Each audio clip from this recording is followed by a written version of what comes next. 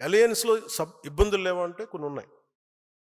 కాదు, అది మెజారిటీ పెద్ద సమస్యలు కాదు, కానీ ఉన్నాయి.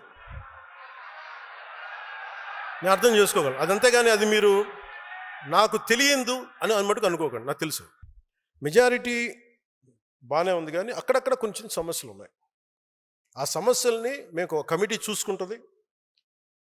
ఆ కమిటీ కూడా నిర్ణయించుకోలేకపోతే ఎట్టి పరిస్థితుల్లో కూడా మీ ఆత్మగౌరవాన్ని తాకట్టు పెట్టే పని అయితే నేను చేయను.